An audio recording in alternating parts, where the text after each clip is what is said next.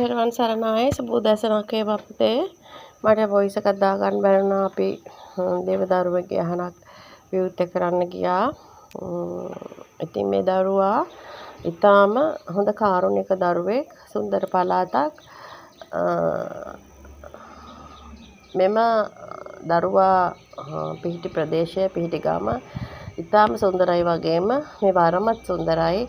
ඒ දරුවන්ගේ සියලුම දෙනා සුන්දරයි. පවුලේ ඉන්න අය ඔක්කොම සුන්දරයි. මෙන්න මේ දරුවන්ගේ උදව් ඇතුව දෙමව්පියොත් ඒ විදිහට ගමන් කරන මාර්ගයට දරුවොත් ඇතුල් වෙනවා කියන්නේ ඒ දරුවන්ටත් ඒ දරුවන්ගේ දෙමව්පියන්ටත් වටා ඉන්නව පිරිසත් සේනාවත් වැඩි සහ ඒ හැමෝම එකමුතු වෙලා එකා වගේ වැඩ කරනවා කියන්නේ දෙවියෝ කොහොමද කැමති. කෙනෙක්වත් අසතුටෙන් නෙමෙයි වැඩ කරේ. කෙනෙක්වත් හිතවල කුණු තියාගෙන නෙමෙයි වැඩ කරේ. ඉතින් සියලුම කරුණු සියලුම හරියාකාරව ලස්සනට කරගන්න. ලස්සනට පිටිසුදුව කරගන්න පුළුවන් වෙන්නේම ඒක හරි කියලා අපිට හිතට දැනෙන්නේම මේ මිනිසුන්ගේ අවංකකම භක්තිය. විශේෂයෙන් මම ඒ දරුවෝ හැමෝගෙම ඇවිල්ලා හිටිය ඒ නෑදෑයෝ පවායි ඇවිල්ලා හිටිය හැමෝගෙම මම දැක්කේ එකම එක දෙයයි භක්තිය. මේ දෙවියන් භක්තිය තියෙන මිනිසයා. දෙවියන් ගැන පුළුවන් විදිහට හොයන බලන කෙනා. මේ දෙවියෝ කවුද? දෙවියන්ගේ තියෙනා වූ අපිට ලැබෙන දේවල් මොනවාද? බුදුන් කවුද? බුදුන්ගෙන් අපිට ලැබිය යුතු දේවල් මොනවාද? අපි ලබා ගන්න අවශ්‍ය දේවල් මොනවද කියලා මේ හැම කෙනෙක්ම පුංචි පැටව පවා මම ඒක දැක්කා. ඉතින් ඒ දරුවෝන් හැමෝටම මම දෙහි කැපුවා. ආව හැමෝටම දෙහි ගෙඩියක් පවා කැපුවා. මට ගොඩාක් සතුටුයි. ඇත්තටම මගේ වරම් ජීවිතය තුළ මම දැක්ක සොඳුරුම කැදැල්ල. හොඳම දරු පැටව ටික මුතු ඇට ටිකක් වගේ මම දැක්කේ. ඉතින් ගණන් කරන්න හිතේ තියාගන්න බැරි තරමට කට්ටියක් හිටියා.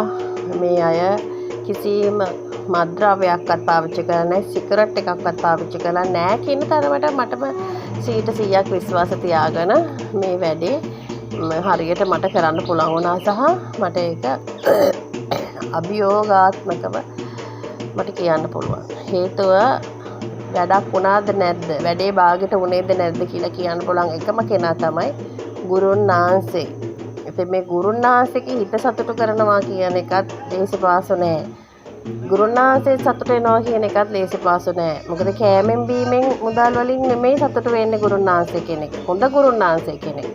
ගුරුන් වහන්සේ ඉස්සලාම බලන්නේ මොනවද? මේගොල්ලන්ගේ දෙවියන්ට තියෙන අවංකතාවය, දෙවියන්ට තියෙන භක්තිය. දෙවියන්ට භක්තිය තියෙනවා අනිවාර්යයෙන්ම ගුරුවරටත් භක්තිවන්තමයි. හැබැයි මේ ගුරුන් වහන්සේත් දෙවියන්ට භක්තිවන්ත කෙනෙක් වෙන්න ඕනේ. ඉතින් පුතේ මගේ ජීවිතය මම පළමුවට අදහන මගේ දේවතාවුන් වහන්සේගේ පින්තූරය පවා මම ඒ දරුවට දීලා ආවේ. මගේ තාත්තව පවා මම දීලා ආවේ. මට වගේම පිටක් ඒ දරුවටත් මට ලබලා දෙන්න කියලා මට වෙන දෙන්න යාට දායාදයක් නැහැ. හරි ගමන් මාර්ගය සහ හරි තාත්තව දීලා ආවා මම. ඒතර තාත්තා කෙනෙක් දුවෙක් ළඟ ඉන්නවා කියන්නේ කවදාකවත් වරදින්නේ නැහැ.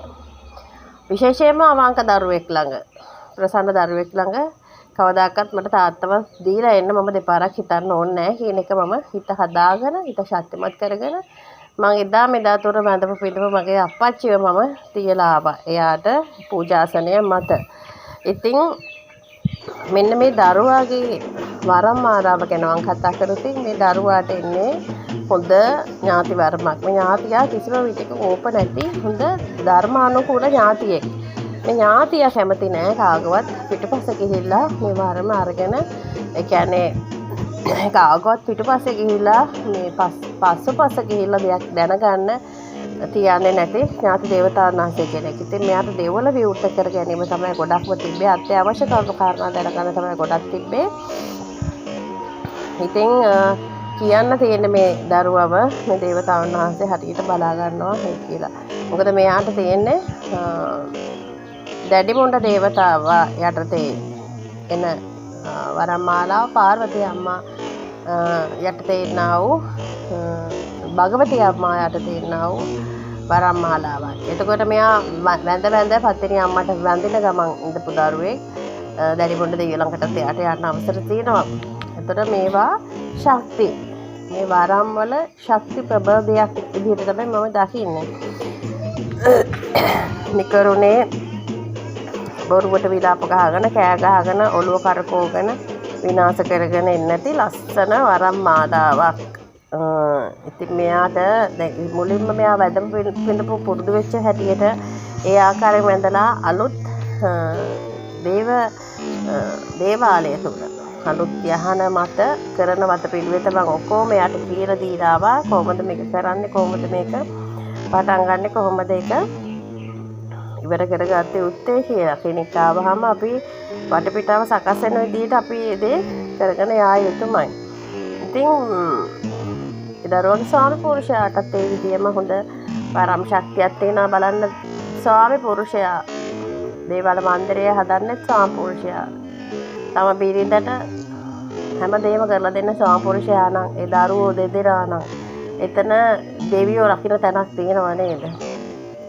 ඒ දේවතාවුන් වහන්සේලා නියම නිර්මාණයක් දීලා තියෙනවා යාට. මම හිතන්නේ යා ලබන අවුරුද්ද වෙනකොට රට රාජ්‍යවල පවා යාට සංචාරය කරන්න වාසනාව ලැබෙනවා. මොකද නිහතමානී දරුවෙක්ට කවදාකවත් මේ විශ්වය විසින් පහර ගහන්නේ නැහැ. විශ්වය විසින්ම හැමදේම සකස් කරලා දෙනවා. විශේෂයෙන්ම මම මෙතන කතා කරන්නේ පාණ්ඩුර ගැන නෙමෙයි.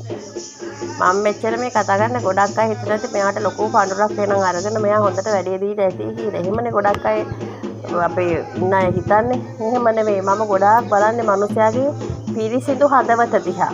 මම වස්සරයට වැඩිය ඒ මිනිසයා කන බොන එකට වැඩිය මම හිතන්නේ, මම දකින්නේ එයාගේ මූණේ තියෙන ප්‍රසන්න බව, එයා කතා කරන විලාසය, එයා ඉන්න විදිහෙන් අපිට ඉරියව් වලින් කියන්න පුළුවන් මේගොල්ලෝ කොච්චර දෙවියන්ට මට අත්‍යවශ්‍ය වෙන පොතේ ඕනම දේව දරුවෙක්, ඕනම මිනිස්සෙක් බුදුන්ට තියෙන ගරුසරුව සහ දෙවියන්ට තියෙන ගරුසරුව විතරයි මම බලන්නේ.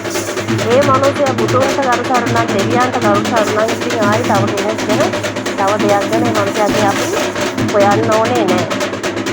ඒක තමයි විශ්වයේ නිර්මාණය කියන්නේ. අපි නිකන් මේ අත්පොත් ටිකක් දීලා, හඳපොත් ටිකක් දීලා පහනක් පත්තු කරන්න කියන එක නෙවෙයි මම කියන්නේ. ඒක හදවතින් ඇවිල්ලා හොය බල කරන එකම තමයි දැහැමි චරිතයක් කියලා කියන්නේ. ඉතින් මේවා ස්වභාව ධර්මයේ නිර්මාණ. මම අර එක දවසක් වීඩියෝ එක දාලා තිබ්බා මේ අම්බ ගහකට අපි කියනවානේ දැන් මේ කාලේ හරි වාග ගෙඩි වෙන්න මේ කාලේ දළු වෙන්න එහෙම කියලා නෑ. ස්වභාව ධර්මයේ නිර්මාණයේ විදිහට යා ගානට එකට හැඩ ගැහෙනවා. ඒකට මේ මනුස්සයා කියන කෙනත් ඒ විදිහම තමයි වෙන්න ඕනේ. එහෙම වෙනවා නම් එතන කවදාකවත් ගැටුම් නැහැ. ඒක කවදාකවත් විනාශ වෙන්න දෙන්නේ නැහැ. මොකද දේවතාවුන් වහන්සේලා, ඥාති දේවතාවුන් වහන්සේලා සාකීන පිරිවර පරිවාර සේනාව දන්නවා මෙයා අපේ වගේම හිතන පතන දරුවෙක් කියලා. ඉතින් නිර්මාංශ වීගෙන නිර්මාංශත් වෙනවා නම් ඒ ගැන තවත් කතා නැහැ. එයාගේ මහත්යර තරමක් තියෙනවා නම් මහත්යත් දෙයයන්ට භක්ති නම්, බුදුන්ට භක්ති නම්, දරුවොත් ඒ විදිය නම් එතන කතා කරන්න දෙයක් නැහැ ඇත්තටම. ඒ මිනිස්සුත් ඒගොල්ලෝ ආශ්‍රය කරන මිනිස්සුත් ඒගොල්ලන්ගේ මිතුරු වෙන්නේ ඒ වගේම මිනිස්සු විතරයි.